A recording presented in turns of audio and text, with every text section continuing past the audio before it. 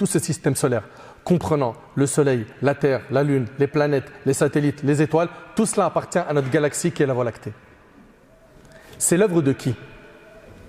Subhanallah, des gens comme Newton, qui ne sont pas des musulmans, ils ont dit quand on regarde et on médite l'univers, il est régi par des lois qui montrent qu'il y a une force qui est au-dessus d'eux, qu'il y a une force qui contrôle tout cela. Oui, effectivement, c'est notre Seigneur Allah Azza wa Jal. C'est lui, Allah Tabarak wa Ta'ala, qui contrôle tout l'univers. Allah Tabarak wa Ta'ala dit Rabbus samawati wal ard wa ma baynahuma wa rabbul mashariq.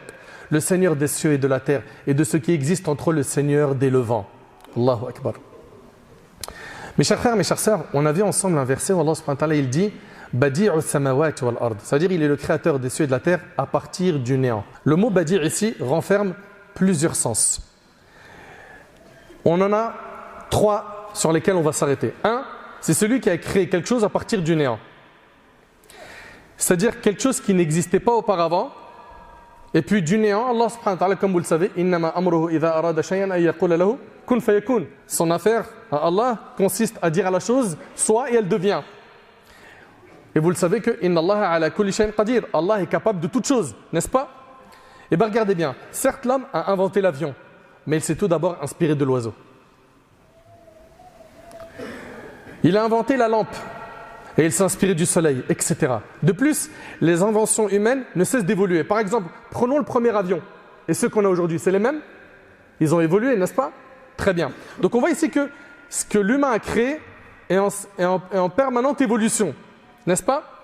Très bien. Contrairement à la création d'Allah qui, elle, n'évolue pas. Pourquoi? Allah tabaraka wa ta'ala a tout créé la première fois à la perfection. Allahu Akbar. Allahu Akbar. Subhanallah. Et d'ailleurs, s'il en est ainsi des cieux et de la terre, mais qu'en est-il du paradis qu'Allah a préparé pour ses serviteurs? Puis Allahumma razaqna al-jannah ya Rabb. Deuxièmement, et ça c'est le deuxième point à retenir concernant le terme Badi'a, celui qui est capable de créer une multitude d'espèces différentes appartenant à la même classe, c'est-à-dire à la même famille.